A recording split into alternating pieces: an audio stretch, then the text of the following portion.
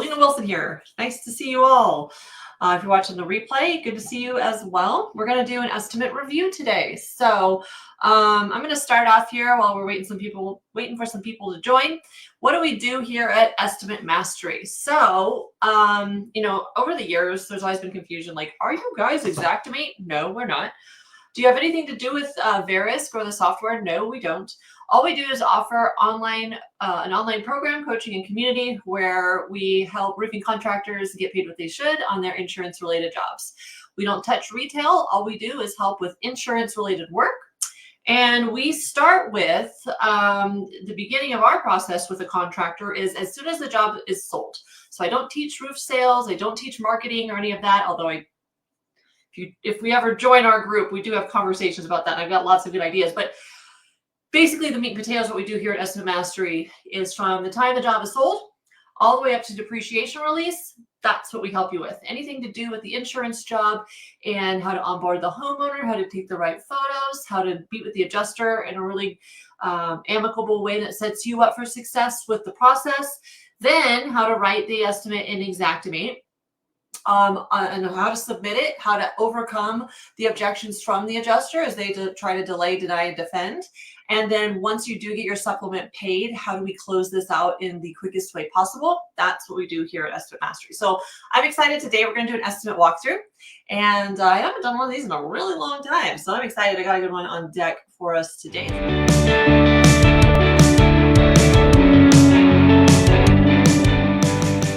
We are looking today at a home that is located, let's see what the price list says really quick. Here we go. We're looking at Denver, Colorado.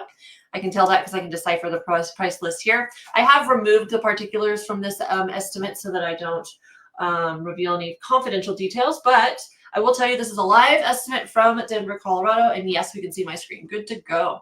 So we're working with State Farm here, live Denver, Colorado estimate that we were looking at, and looks like it was written on November 16th.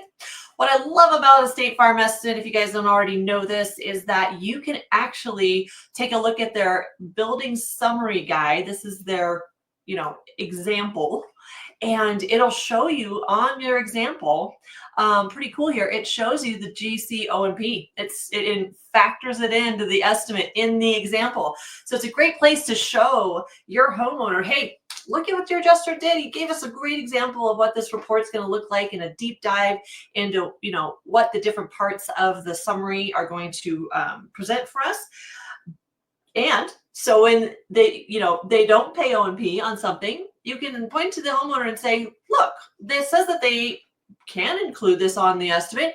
Why did they not include it on yours? So this one, they did not pay O&P. I love this example because I can show the homeowner, this is, the ideal situation. Why is it missing from your estimate? How come they are withholding that on yours? And you can have that conversation with them so it doesn't, rock their boat. You can help them understand that they should have O&P because I'm a GC. You hired me as a general contractor, and obviously they're able to pay it. They just haven't paid it on yours. It's in their example. Anyways, that's one specific thing I love about State Farm. You can really leverage that with the homeowner conversation for overhead and profit. All right, let's take a look here. We've got a line item total of $20,000. We've got our sales tax, got depreciation sitting there because the cost has not been incurred. The job has not been completed yet. If this raises a question for you, I am in favor of getting pre-repair supplementing. 98% of the time, if you can do pre-repair supplementing, get the supplement to them before you start the job, 98% of the time, you'll have a lot easier time with the adjuster getting your line items approved. I own a third-party supplement business as well as running the training here at Estimate Mastery, and that's what works for us best with our third-party supplement company. Is that we do pre-repair supplements. We don't wait till after the repair is completed. That's probably a whole other training that I could do. So let me stay on track here for this one. But this is going to be a pre-repair supplement that we're going to submit. And just kind of roll through on down to the estimate. All right, what did we got here? We've got a 25 square roof, and they've paid for tear off, and they paid for replacement shingles. Okay, this is pulled by ITEL. I have the ITEL report, and it was in fact to RFG 240 line item, that's fine. We've got starter and ridge. All right, 3 tab with starter and ridge. They're doing good here. Got an exhaust cap, flashing, drip edge, and that's it. Okay, so we've got a $16,000 roof here at 25.47 squares. So I always run just a really quick calc on the per square that they are paying out, because for the Denver area, it should be around anywhere from $980 to $1,250. We are far short of that. Depends on the area of Denver, don't get me wrong, but Denver tends to have higher priced roofs. Now this is 3 tab, it's not laminate, so maybe not that much per square, maybe more in the $850. Anyways, depends on the area too. So I won't get distracted by that. We're at a low price per square, as I can tell you right now, just doing some quick numbers. And I can already tell that there are some things missing according to the photos. We also have some siding here.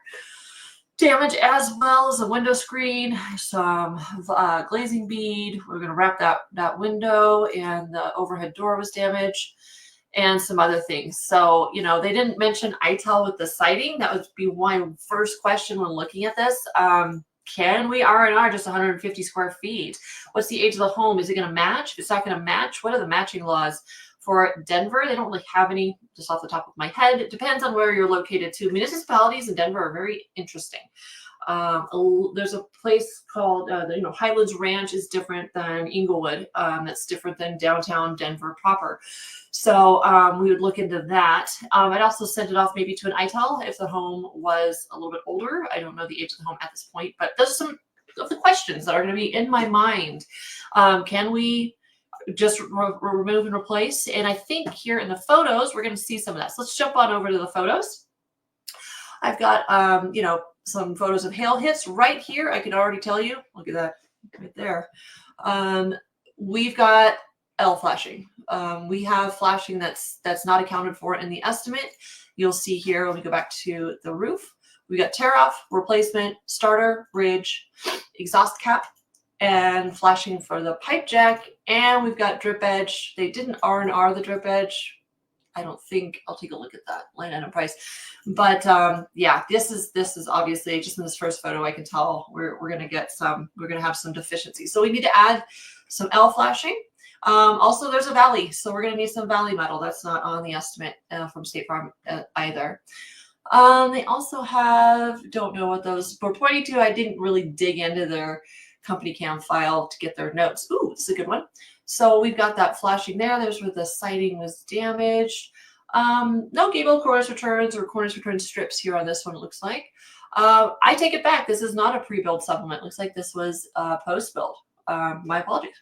Also doesn't look like they used any ice and water shield. I wonder what elevation this address was at, but that's okay. Yeah, some tear-off photos. They went back with laminate. Okay, so this is a post-repair. We've got our...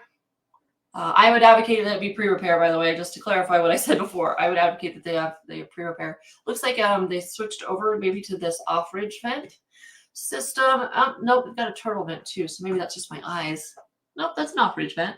Got some turtle vents here. Those weren't on the original estimate. In fact, no venting was on this estimate. So that's going to be a code upgrade possibly. Well, hopefully they got some pre-repair photos for me and didn't, and documented everything. A little bit of skipped decking there. Looks like they had, which is very strange. I wonder what happened in that instance. If we're touching anything that's going to be, anywhere near the sheathing, we're going to take a picture of what's going on in that attic. Are there contents up there that if we do anything with the sheathing, we need to move out the contents? Because that's extra work for us to put a tarp over that, any of that. That's when any time we get into the attic area, we want to ask these kinds of questions. I've also got my step flashing over here. That we're going to need to remove and replace, not reuse. A lot of people reuse their flashing. That's on you. But code upgrade will allow, if they have code coverage, it will code doesn't allow us to reuse any flashings that have been damaged. When you put a nail through a flashing, it damages it. So you pull out that nail, you're gonna have some damage there.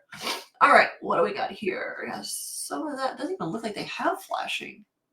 Or did it not run up again? Yeah, there's some flashing there. It just didn't really run up underneath the siding. Did they pull it out? Got questions on that. I'd have to confer with my contractor on that one.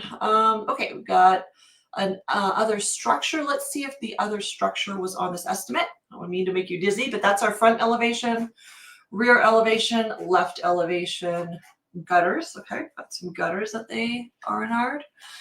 And debris haul. Okay, so we do not have anything to do with that other structure. That would be another question for the contractor, because those shingles look like they match the replacement shingles. Okay, got our step flashing there. It is present on that picture there. And close-up of siding, not really sure. Okay, oh, here we go. We're looking for the matching. So this may be the new siding, I'd say. Looks like it's a pretty good match. Doesn't match in the lap and how it's gonna interface.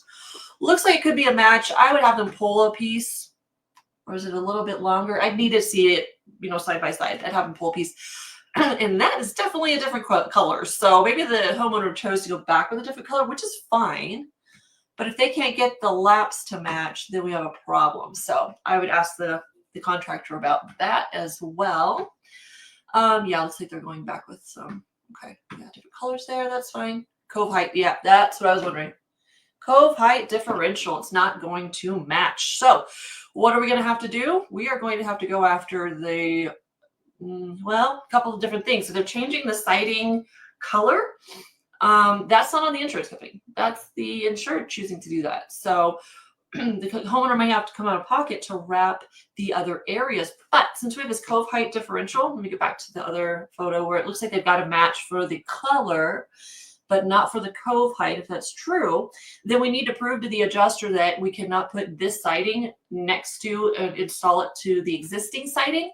The whole elevation might need to be replaced so that you don't have a differing look, because before the loss happened, they didn't have, you know, wonky donkey looking siding that doesn't match up to each other.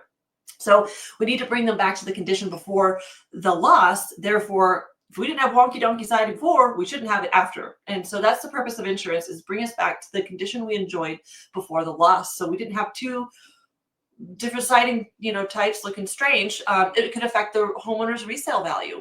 The more that you prep the homeowner, inform the homeowner, and let them know what's going on with their insurance company, the better off you are going to be. So, you know, Mr. Homeowner, if you go to sell your house and you've got wonky donkey siding, and the home inspector goes, you know what, this isn't going to fly, or, you know, just the visual look even could be an issue. So some policies are written so that you can't really go after this kind of stuff anymore, but just a question I want to put out there, you know, are we going to need to wrap that one elevation? But if they're going to pay, the homeowner's going to pay to wrap the rest of the home already, yeah, I just have questions on that for the contractor for sure. And then it goes to, when you get into siding, it's interesting because if you remove the siding from the 150 square feet that the adjuster allowed on his estimate, where are we going? Sorry, my brain took a left turn. If the 150 square feet, well, wherever you pull out the nails from the surrounding area to fit the new siding in, well, now you're getting into house wrap. It's an involved process. What kind of insulation is behind there, and is the house wrap? You know, you're having to pull nails out. Kind of like flashing, once you penetrate a moisture barrier or a insulation, you remove that. A nail that's holding all that material in place. Well, now you've perforated the moisture barrier and the insulation. Now it no longer can hold up that same R value with insulation. Just think in that direction. What happens when I do this? We call it consequential damages, by the way. And so just proving visually what happens during that process, if you can get people boots on the ground whenever they're doing the repair or trying to repair, that, hey, if I pull this out of here, now my elevation might be compromised due to the hole that's in the insulation. Again, I'm not an ambulance chaser, and I'm not one to ask for line items that aren't required and necessary, but I do have to think through the steps. If I do this and there's consequential damage, what does that mean for the estimate? So I'm gonna see. Yeah, okay, thank you, Shane, for letting me know you saw it on my screen. Let me just check on some questions here. Cool. Brian. Hi, Brian. I haven't seen you in a while. Good to see you today. Love it. Okay, let's go back to the screen share really quick. And we are going to finish out these photos. So let me pull this up. And I don't like that effect, but there we go. Okay, so we got our siding. This I assume is one of those glazing beads that's damaged by the hail. Don't love that I don't have any context about which elevation it's on. So we definitely can use some context here. There we go. There's some context, but we don't know which elevation. Looks like it's hanging in a kitchen window. Still, you should give yourself or your project managers or whoever's dealing with your photos some direction that they need to go out to the whole elevation, front, right, rear, left, and then give context. Like, give me my front elevation photo and then zoom in a little bit here to give you the context that that's where it's located. You can also notate all of this over in Company Cam. Yep, more glazing bead. Ooh, we got a window with damage. Was that on the estimate? I did not see that. Let's see here. Glazing bead. No. Did I miss that? Rough wood frame. Nope. Door panel. Yeah, we're missing a whole window here.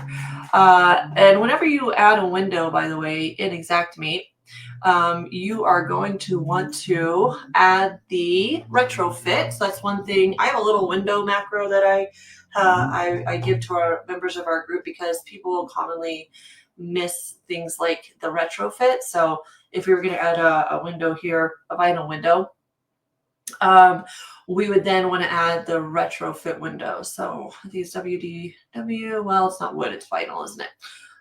WDV and then retro. And I always advocate, unless it's a brand new home, it's probably going to be difficult. Again, not an ambulance chaser. Don't ask for line items that aren't warranted.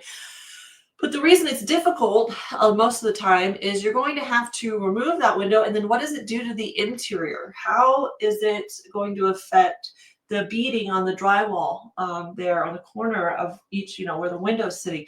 What, material is on the interior, and then sometimes you might have brick on the outside that you might have to repoint. I mean, the retrofit is wild, and you always check the click for details on these. And I'm sorry, you probably can't see because my screen is quite large, but it just helps with the removal, repair of drywall, exterior finish.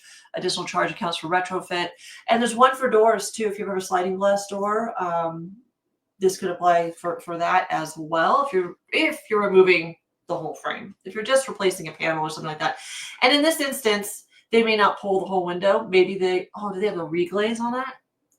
Sorry, my brain nope, they didn't do the reglaze. Okay, just glazing bead. Anyhow, a lot of windows, you can't just reglaze them. You have to take out the whole window, whereas doors are a little bit different. So it just depends on who the manufacturer was and all of that. So again, just questions I have for the contractor that I can't have answered just by looking over a couple photos. So looks like that one was at that bay window area at the front of the home. There, yeah, that's interesting. We've got some trim, but that doesn't look like storm damage per se. Be interested to talk to contractor about that. Aha, we've got another. There we go. We've got several windows with damage. Again, don't know where this one is. Would love some context. I'm not sure what's, yep, got some more cracking there. And then we're kind of back to square. That's the end of the photo file. Let me do one thing here, make sure I got them all. Yeah, I think that was everybody. Okay, so that is our photo file for this one. Pre-repair and post-repair damages. So they did already do the work, but that's I can still ask for money. It's not going to be as easy. It's going to be an uphill battle, but I can get some things paid for sure because I can show that the cost has been incurred. And so with this one, what we're going to be supplementing for is all those flashings that we saw. I didn't pull an eagle view on this one. There may be chimneys. Venting is missing here. Ice and water shield I have a question on. All kinds of fun things. Vinyl. Got to suss out whether that siding, that cove differential, whether that's going to be an elevation that we go after, or if they're trying to wrap the whole home. I have questions there. And then, what are we going to do with those broken windows? Where's my house wrap? I don't have any house wrap here. Of course, they just replaced the 150 square feet, but I've got to put house wrap back up and possibly insulation. All of those questions I need answered for sure. And then, for this area, the wind rating, is the code asking for a higher rated shingle than a 3-tab? A lot of areas are by code requiring laminate due to the wind rating. So that's another question I'd have for this area. I think I could pull a one-click code on this. And if you guys don't know what a one-click code is, let me pull up a new window really quick. One-click code is fantastic. It'll tell me the age of the home. Oh my goodness, I can't type while you guys are watching. There we go. One-click code will give me the age of the home. It'll give me the whether ice and water shield is required, what the sales tax is, and then who to contact at the county if I have questions about what the wind rating is and all of that. I don't think that's on one-click code. It could be wrong for Colorado. They might have it on there, but a lovely resource. So I don't have to go research who I need to call for this area. It's already on the one-click code, and I can go contact them to see if there's any wind rating or anything like that I need to be aware of. And yeah, that's kind of how I diagnose things and do a walkthrough of an estimate. So any questions on this, let me know in the comments. I am on Facebook and YouTube right now, so whatever platform you're watching on, if you want to throw some questions in the chat, I can see those. And then if you're watching back, we monitor our channels to make sure that we get all the questions answered. So if you're watching this later on, that's okay. We'll get back to you. I'm going to do this again next week, but I'm going to be writing the estimate with you guys. So today was just a review to see where we're headed. I'm going to get some questions answered on this, and then I'll show you the finished product and what we were able to go back for, and then see how it's going with the adjuster discussion. Like I said, this is a live file that we're working. Oh, there's one more thing I want to show you. One moment. Let me share my screen one more time, and I'm going to show you. They had an outdated price list on this one too. So we got to go after the reprice. We got to see, are they going to, they obviously reinstalled laminate. I'm going to have a chat with them and say, why did you do that? Was it a wind rating? How are we going to go back with this? And then get some of those broken window questions answered. But let's go up here. Sorry, let's look at the summary. We have a May 24 price list. So we got to see what date was the job completed. And we're probably going to need a reprice on this one, since we need to update the pricing to the current labor and materials that were being used as of 2025. So I'll get some of those answers, and we'll be back next week to write the estimate, with us here.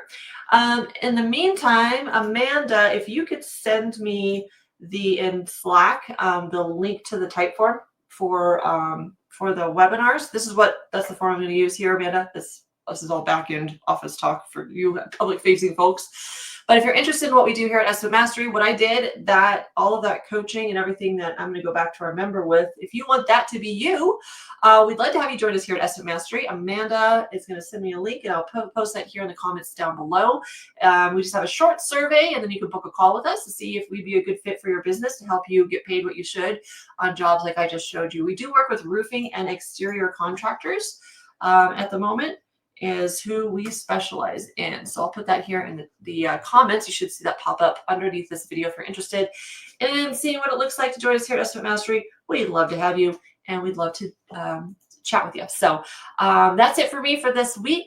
Think of any other questions, put them down in the comments, and I'll be back next week to show you the supplement estimate that I'm going to write, and maybe go over some of the results that this particular member has seen from getting the supplement written and submitted. So, all right, we'll see you next week, and thanks for being here. Appreciate you guys. We'll see you next Tuesday.